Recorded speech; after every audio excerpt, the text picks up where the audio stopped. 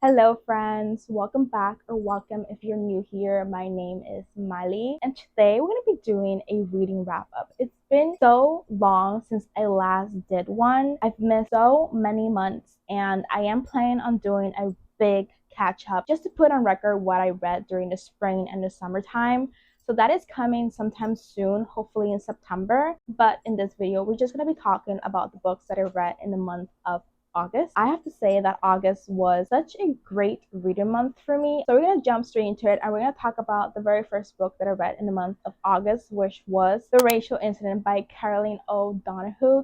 This was one of two Irish books that I read in the month of August. This follows Rachel, who is a university student and also works at a bookstore, so the vibes are there. It is working at this bookstore that she meets James, and the pair falls in love, but not in the way that you think, because James is gay. They become the best of friends and they even move in together. Rachel does develop a crush on her English professor though, and together her and James come up with a plan to make the professor fall in love with Rachel. But the plan goes awry because the professor falls in love with somebody else. This was honestly such a fun read. It had more of a contemporary fiction feel to it, which I do enjoy every now and then. It was narrated by Rachel as she sort of looked back at her life and that time in her early 20s where it was just messy and she was trying to figure herself out. I really enjoyed the friendship between her and James. I just love seeing platonic love explored in fiction. So sweet, and they were always there for each other, and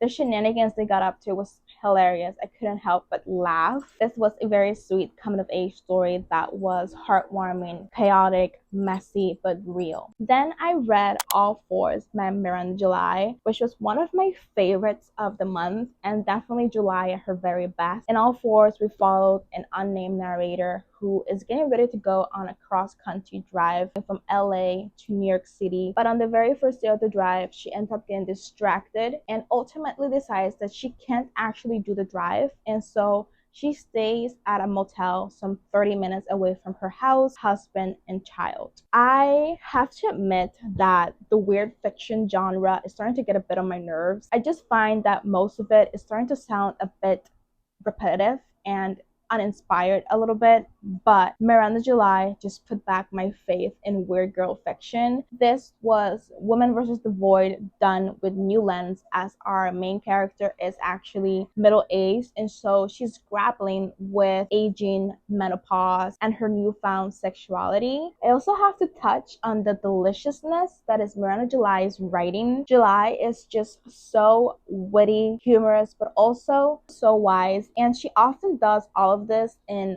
one sentence. She'll say something so moving and beautiful and then end it with a comical singer. I really wish I had examples, but I just could not tear myself away to go and get a pen and highlight. But I definitely want to get into more Miranda July's work. She's directed and written a couple of movies, and she also has a short story collection that I'll love to explore in the future. This next book was a huge disappointment, and I'm talking about Lost in the Garden by Adam S. Leslie. This had an apocalyptic setting, sapphics, and a road trip. So three things that I love. And so I thought that a book merging all of these things will mean that I will have a new favorite in my hands, but no.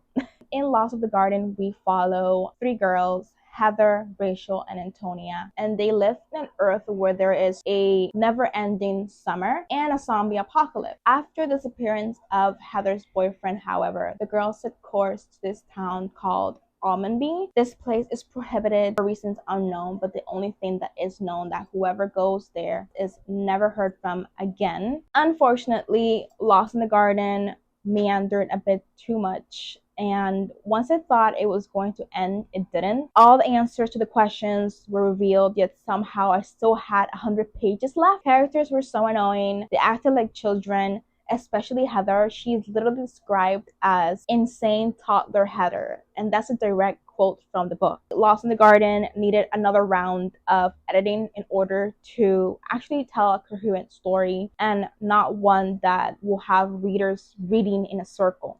This next book was one of my highly anticipated reads, one that was super excited to start but also equally afraid to start just because I kept hearing some mixed reviews. and that is Private Rights by Julia Armfield, and I'm happy to report that I freaking love this. In Private Rights, the narrative jumps back and forth between three sisters. We have Irene, Isla, and Agnes. The relationship between the three sisters is sort of rocky, but they get together after the death of their father. We follow them as they navigate that tricky landscape of grief, which is even more complicated in their case because they also had a really weird and estranged relationship with their own father. The narrative dwells into their childhood and how they turned out because of it. And I personally really love that exploration of sisterhood and complicated family dynamics. I literally eat that shit up. Like, that's my kryptonite when it comes to literature. And so I really enjoy Private Rights because of that. Another thing that really worked for me was the setting and the atmosphere that Julia Armfield creates. Much in like Our Wives Under the Sea, she works with water and she makes it out to be quite an invasive thing. In Private Rights, the world in which the three sisters live is one that is rapidly growing underwater due to constant rain. And so cities are now built upwards in order to escape the rising waters. There's a dark and damp atmosphere throughout the text, and I loved it. For that reason, I think that this book is perfect for that summer to autumn transition, especially if you read this on a rainy autumn day. Vibes. After Private Rights, I picked up Sunburn by Chloe Michelle Howard. This is the second Irish lit that I read in the month of August, which ended up being a total coincidence. I just read what was available to me due to my Libby app. So I didn't mean to make August the month of Irish lit, but I'm so glad that I read this, and I had seen it pop up here and there on Instagram as sort of like the perfect read of the summer, and it is that, but also a little bit more, because in this one we follow Lucy, who is obsessed with Susanna, a girl in her friend group. Lucy doesn't really realize that she's harboring a crush, and she chalks up her obsession to just regular girlhood, but that is until she spends too long of the summer sunbathing with Susanna. It's also super important to note that the setting of this book is during the late 90s in a small Catholic town in the Irish countryside. So it's already a place that's suffocating and doesn't really tolerate anybody who is different. I do have to say that I underlined the hell out of this book. The writing in this is just gorgeous and so heartbreaking. I am going to read you guys a couple of quotes because I kept gasping so dramatically whenever I read a particularly beautiful sentence, and I knew I was doomed to love this book once I read sentences like these. My fear, shame, and regret are elsewhere. I know them all combined in one sickness when I stare at Susanna, deep and long and without permission.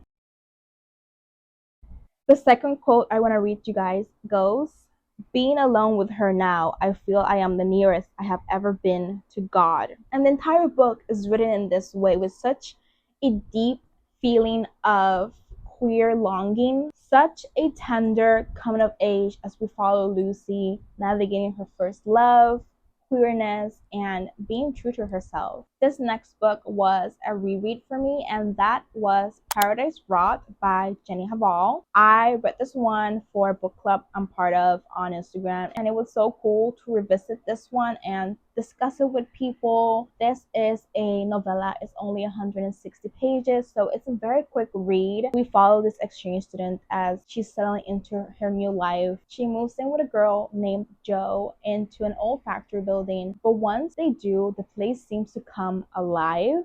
Ultimately, though, this book was just a tad too short for me. It seemed that something was happening, the book was over, but I did love the use of the senses that this book evoked. I can actually hear every swish of fabric, every footstep, and every gulp of milk. I can smell the rot of the apples and mold and feel the warm and sticky stream of piss. Yes, you heard me right. There's loss of bodily fluid, so fair warning that is just a little bit gross. Astral Season, Beastly Season by Tahi Sayhate is a book that's been part of like my mental TBR for so long. I recently got a copy though. I got it just in time for Women Translation Month. This one is translated from Japanese to English, and I read this one in a day. This is one of the books that I read during that readathon I mentioned earlier, which I'll link up somewhere up here. This book is divided in two parts. The first part, we follow these two high school boys.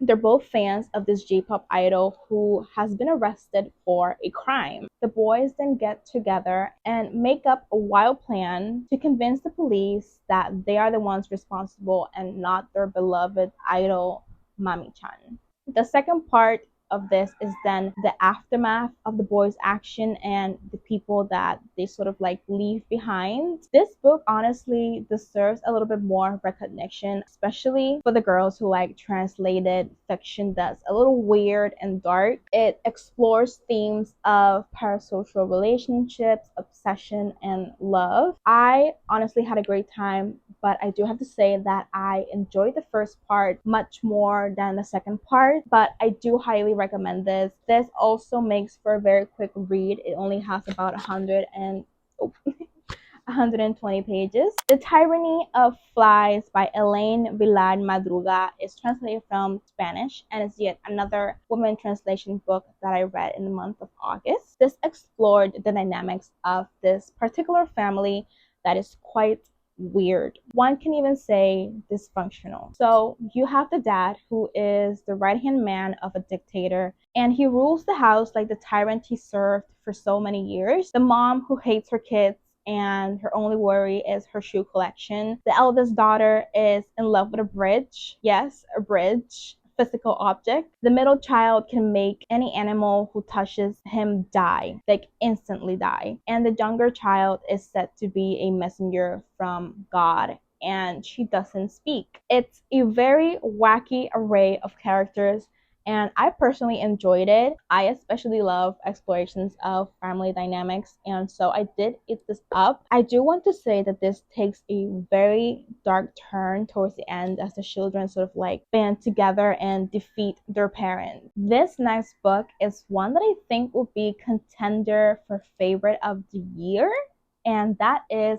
When I Sing Mountains Dance by Irene Sola. This is a magical and beautiful little book in which we follow this family who lives deep in the mountains and the village that lives around them. The book starts off with a man dying due to a lightning strike, and he leaves behind a wife and two kids.